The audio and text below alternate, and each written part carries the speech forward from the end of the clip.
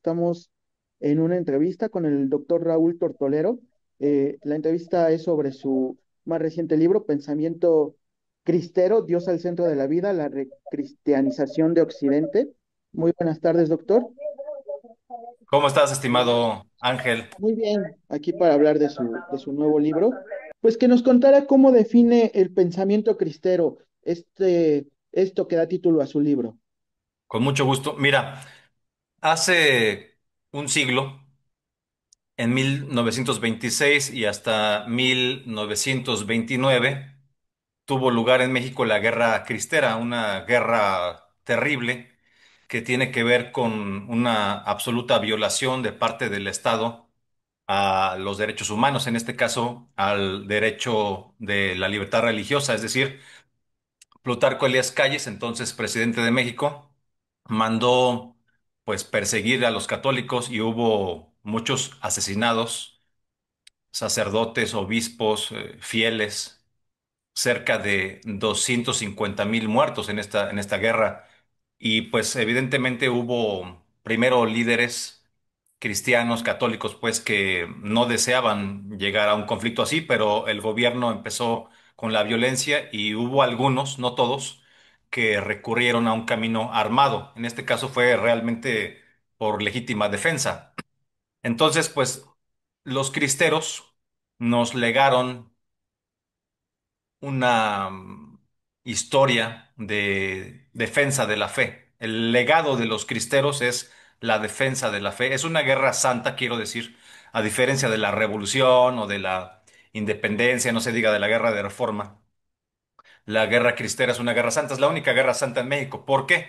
Porque no se trató, no fue motivada por dinero, por tierras, no fue motivada por cuestiones mundanas, por cuestiones superficiales, baladís, sino que se trató únicamente de la defensa de la fe, de la defensa de lo más sagrado para un ser humano que es su fe, defender a Dios, en este caso a Cristo y a la Virgen de Guadalupe. Eso es todo. O sea, los cristeros no buscaban enriquecerse, no querían puestos políticos, no querían hueso, no querían nada, solamente murieron por su fe. Por eso digo que los verdaderos héroes nacionales son los cristeros, nuestros antepasados cristeros.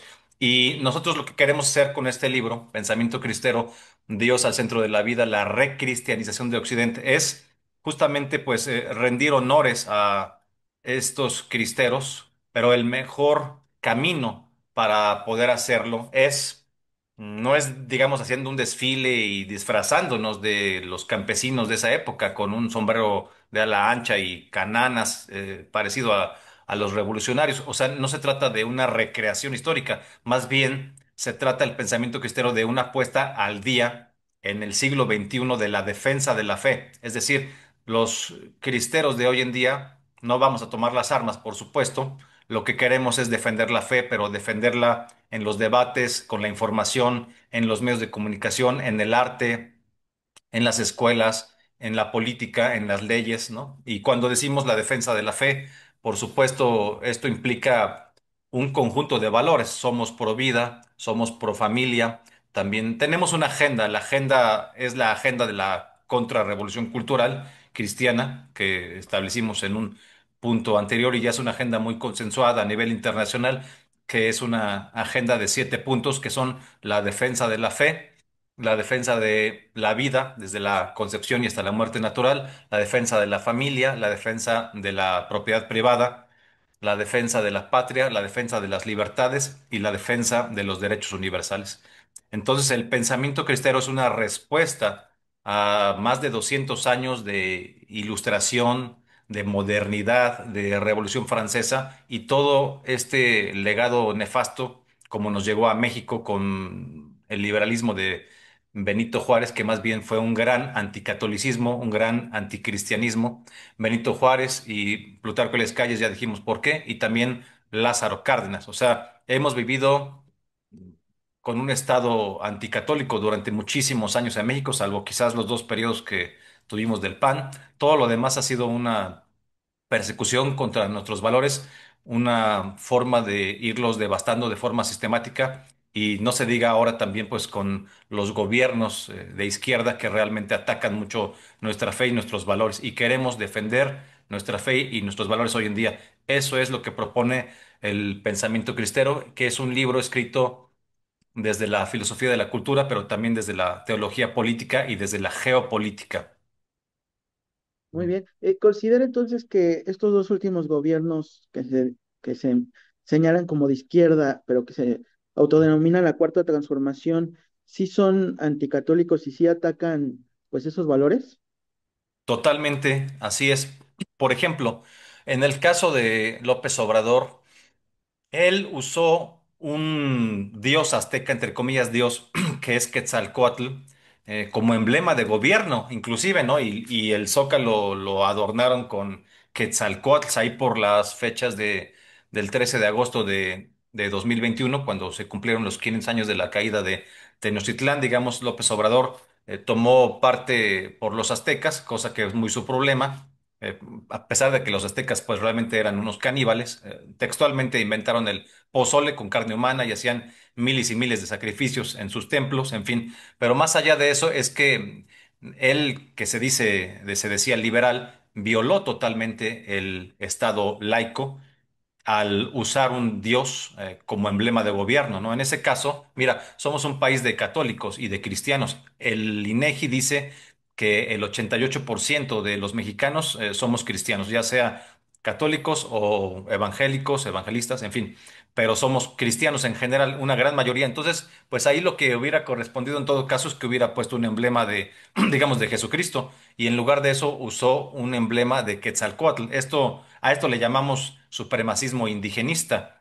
Eso es lo que hizo López Obrador. Entonces, claro que una persona así, y además que ha hecho ceremonias de brujería, igual que Claudia Sheinbaum, igual que Clara Brugada, o sea, han hecho ceremonias que no tienen nada de cristianas y no son personas católicas ni cristianas, ninguno, ¿no? Ni López Obrador, ni Claudia Sheinbaum, ni Clara Brugada.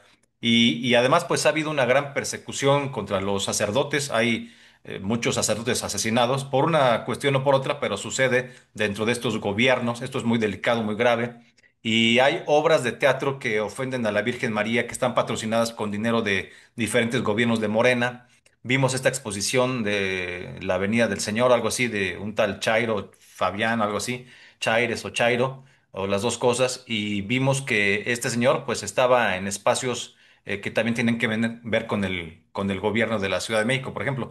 En fin, o sea, sí hay una serie de ataques institucionales, ¿no? Y también de los civiles, pero cobijados por el gobierno de Morena. Por ejemplo, en el día del orgullo, de la marcha del orgullo LGBT, pusieron una cruz gigante amarilla y arriba de esa cruz iba un tipo disfrazado de Jesucristo, inclusive faltando muchísimo al respeto a Jesucristo con una corona de espinas, haciendo twerking, haciendo movimientos eróticos, sexuales. O sea, es una falta de respeto. No nada más es que busquen sus derechos, que todos tengamos derecho de ser de una manera o de otra. Hasta ahí la cosa iba bien, pero cuando ya nos empiezan a atacar de forma sistemática desde las instituciones, desde las leyes, ahí ya no lo podemos permitir. Muy bien. ¿Considera que lo que llamaba como rituales de brujería que hicieron estos dos presidentes es lo que hicieron al inicio de su gobierno, esta ceremonia indígena que llevaron a cabo y también el Día de la Mujer? ¿A esto se refiere? Le Sí. preguntaría, usted lo califica de brujería, ¿qué le diría pues a las personas que lo califican como el rescate de los pueblos originarios? eh, que se está llevando ya como al máximo nivel pues, del gobierno, ¿no? Que así lo ven.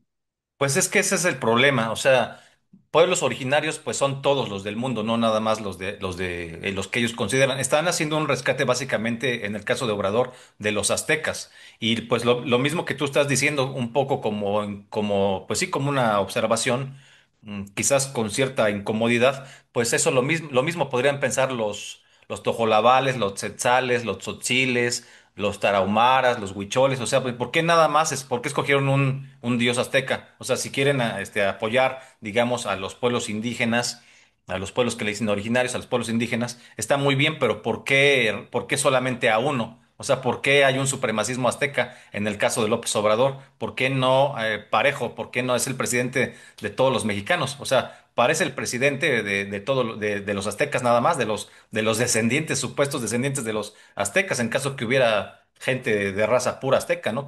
Lo veo muy complicado, porque somos un país mestizo, ¿no?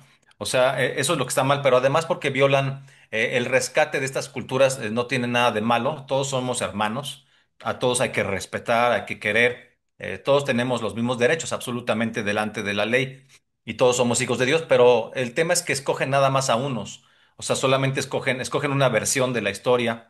Acuérdate que le pidieron a España y al Papa que pidieran disculpas, ¿no? ¿Por qué hacen esto, no? O sea, nosotros estamos esperando que Claudia Sheinbaum pida disculpas a nombre del Estado por la masacre de 250,000 fieles católicos en la Guerra Cristera. La masacre de 250,000 personas. ¿Por qué no se le pide perdón a los familiares, a los católicos en general, a la Esa Iglesia sería una Católica por esa masacre? Por petición esa actual masacre. para la presidenta.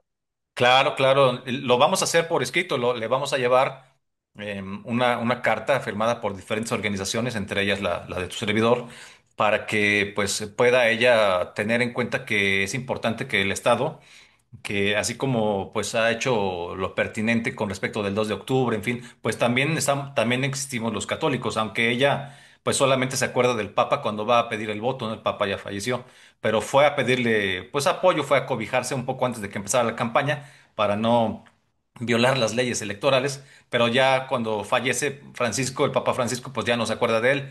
Y eso es lo que es injusto, ¿no? Que no jalen parejo. O sea, sus rituales digamos, únicamente dirigidos a darle como la espalda a lo católico. A lo católico nunca se le da su lugar cuando somos la mayoría. O sea, pues ¿para quién trabajan? No estamos representados por estos gobiernos que son anticatólicos, ¿no? Que pueden darle espacio a quien sea, menos a lo católico. Hay un Y plan detrás consi- de esto. sí, ¿Verdad? y considera que pues retomar en la actualidad el pensamiento cristero puede funcionar como una herramienta para pues retomar esos valores y una defensa ante quienes atentan a lo que ustedes defienden.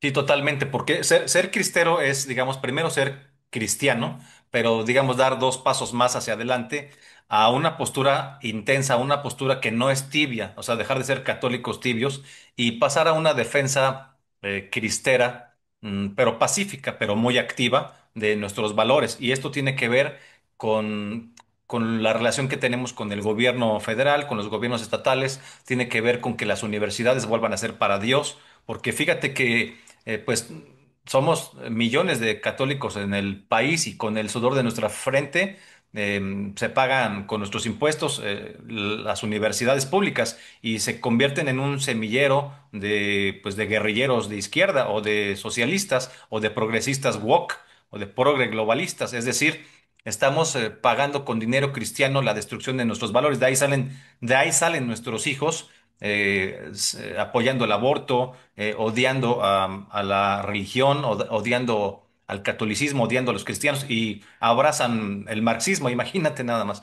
sea, el marxismo que básicamente pues es la lucha de unos contra otros, jamás llama el marxismo a la unidad social. El marxismo más bien lo que hace es decirles a los empleados, organícense y maten a los patrones, quédense con el negocio del patrón, la fábrica, el abarrotes o lo que sea, y impongamos una dictadura del proletariado y tan tan. O sea, básicamente eso es lo que propone Marx, eso es lo que están inculcándole a nuestros hijos, que son hijos de cristianos en un 88% del país. ¿Tú crees que nos gusta eso? ¿Tú crees que eso tiene representatividad? O sea, estos gobiernos nos están traicionando lo que realmente somos. ¿Considera que esto que me plantea ocurre solamente en México o también en el concierto global, pues hay un dominio principal del pensamiento progresista? ¿Considera eso y considera que pues el pensamiento cristero podía funcionar como un antídoto ante este progresismo y con qué acciones? O sea, Ujú. quienes tengan pues esta ideología, ¿qué acciones deberían de tomar para defender sus postulados? Bueno, empiezo por el final. El conservadurismo no es una ideología. O sea, nadie se sentó a escribir el conservadurismo. Nosotros que somos conservadores, más específicamente de nueva derecha, Después tendremos tiempo de explicar qué es la nueva derecha, que no es lo mismo que la vieja derecha. Nosotros no nos guiamos por ninguna ideología, estamos en contra de las ideologías, del marxismo, del progresismo, del liberalismo, del anarquismo, o sea, estamos en contra de las ideologías. Los conservadores, y más específicamente, más señaladamente los de nueva derecha, nos guiamos por los valores religiosos. Somos católicos, somos cristianos, y no tenemos necesidad de tomar las ideas de personajes destructivos que quieren reinventar el mundo a partir de su ego, como Marx, a partir de su orgullo. O sea, no necesitamos eso. Efectivamente, nosotros somos un movimiento internacional. Nosotros fundamos el Ejército Cristiano Internacional, que aclaro, es pacífico, pero también es muy activo y es intenso. Nuestro lema es oración y acción contra revolución. Y estamos en más de 15 países. Y las acciones son las mismas. Claro, el legado cristero pues no nada más sirve para México ahora, sirve para la defensa de Occidente. Por eso en el libro, si me permites aquí mostrarlo, eh, como tú ves, tenemos a Cristo Rey en un lugar súper representativo de la modernidad y de Occidente, que es el Times Square en Nueva York, en donde no debe de reinar pues la pornografía y el comercio descarado, inhumano, la explotación, donde no debe de reinar el nihilismo, el hedonismo, sino debe de reinar Cristo, Dios al centro de la vida. Necesitamos reconstruir Occidente y no se puede reconstruir Occidente, que está en el hoyo, está realmente en la decadencia. No podemos reconstruir Occidente desde el liberalismo, porque el liberalismo fue el que le abrió la puerta al progresismo. Es decir, los abuelos liberales dijeron, tú puedes hacer lo que tú quieras.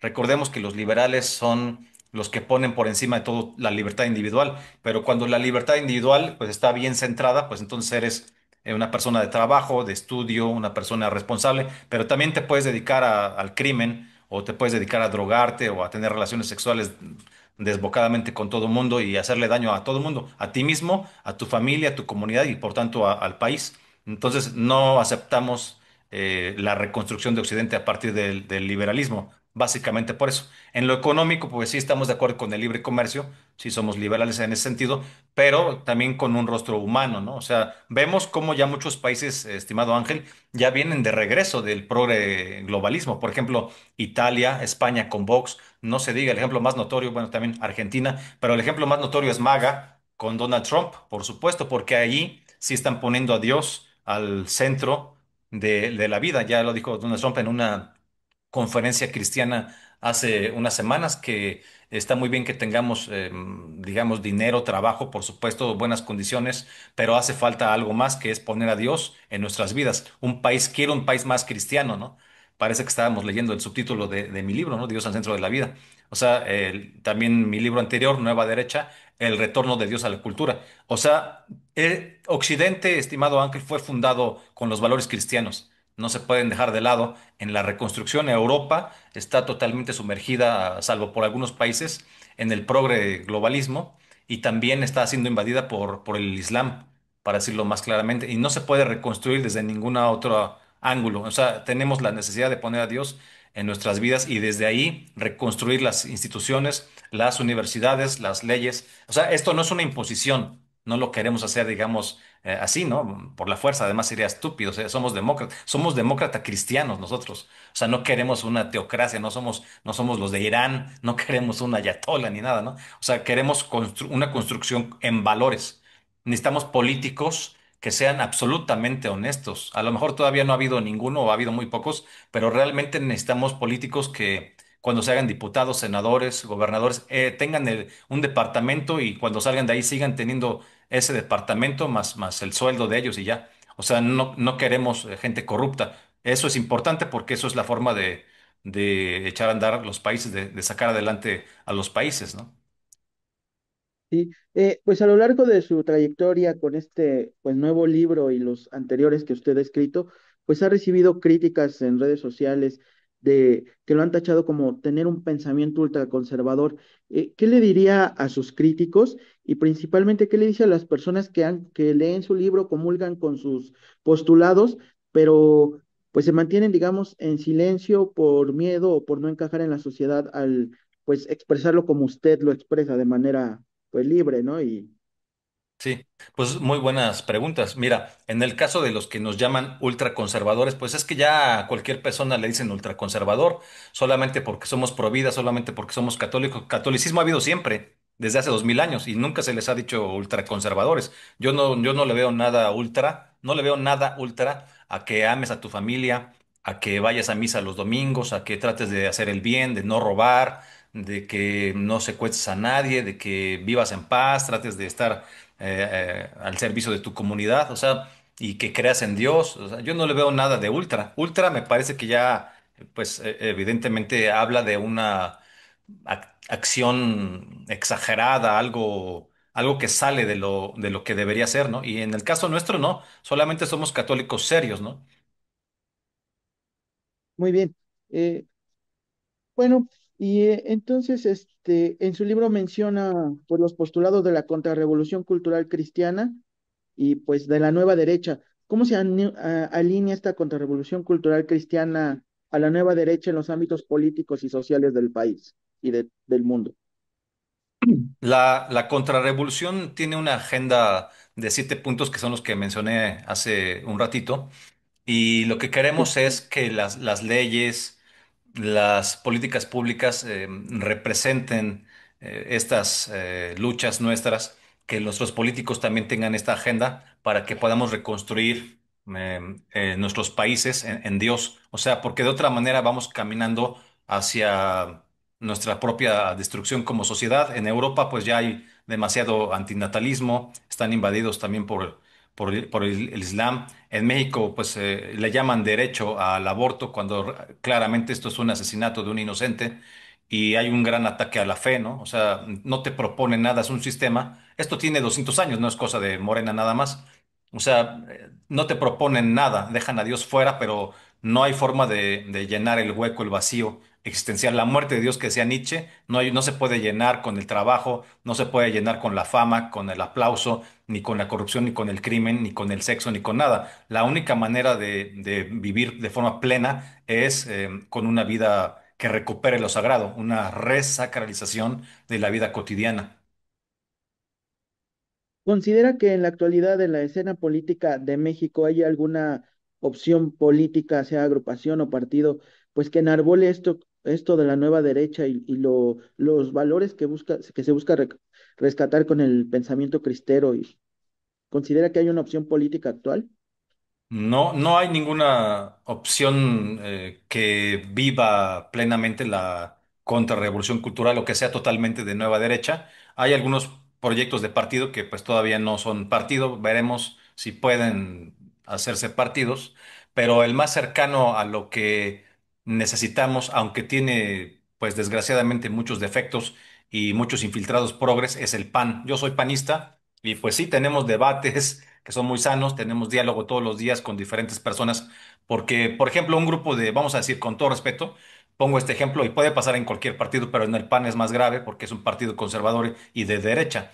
Entonces va un grupo de diputadas o de senadoras a tomar un curso en alguna universidad norteamericana o de Francia, vamos a decir así, y ahí les llenan la cabeza, obviamente, de toda esta ideología woke y regresan a México diciendo les niñes, regresan a México diciendo masculinidades deconstruidas y cosas así, ¿no? Que realmente pues no es lo que necesitamos y eso no tiene ningún fundamento en la doctrina, en los principios de doctrina del PAN ni en los estatutos. Y sin embargo lo repiten porque se les hace muy, muy, muy divertido o muy importante porque se los inyectaron en alguna universidad a donde tomaron el curso gratis. Esto responde a una agenda, no es algo gratuito, es un plan. Hay, por supuesto, manos progre globalistas de élites que inyectan estos dineros a las universidades, que a su vez invitan a los políticos, y así es como se van forjando los cuadros, así es como van imponiendo todos estos cursos, pero el PAN debe estar libre de todo eso, debe de poder tener un espacio para la nueva derecha. Yo creo que con Jorge Romero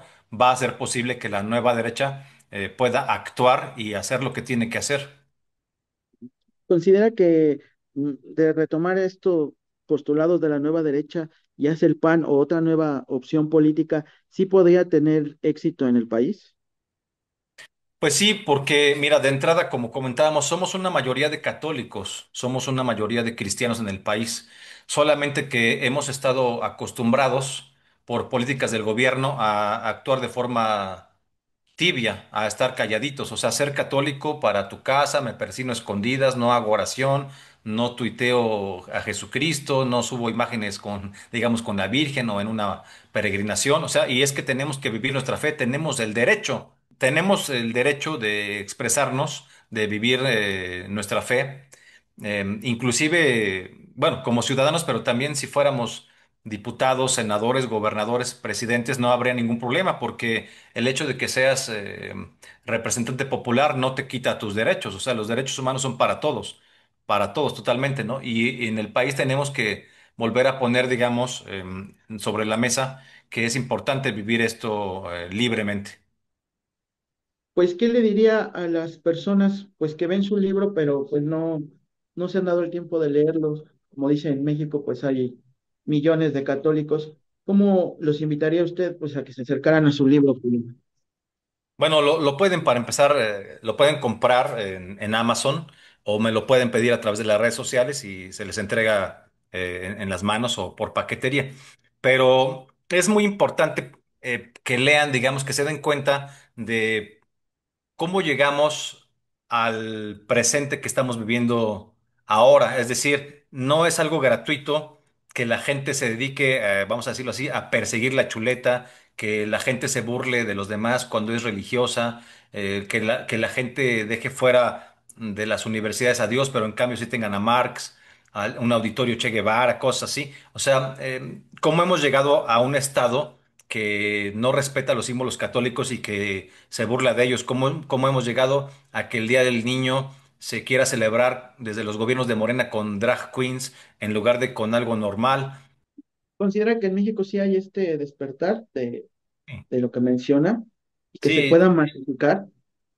totalmente, ¿no? Cada vez es más notorio que hay mucha gente inconforme con los gobiernos de Morena en todo, no solamente porque son socialistas y mucha gente de ellos son comunistas, también porque son progresistas, son woke, pero además pues porque atacan directamente nuestra fe, nuestras expresiones. En su libro menciona pues un postulado, menciona que el feminismo destruye a la familia. Considera que igual esto es parte de la decadencia, que nos comentara por qué considera que el feminismo destruye a la familia, partiendo desde esto que también menciona que las mujeres pues tienen garantizados sus derechos, ¿no? El feminismo siempre es de izquierda, siempre es marxista. Nosotros estamos a favor, por supuesto, de los derechos de las mujeres, de los derechos de todo el mundo, pero no le llamamos a eso feminismo, porque el feminismo tiene una carga semiológica demasiado fuerte de izquierdas.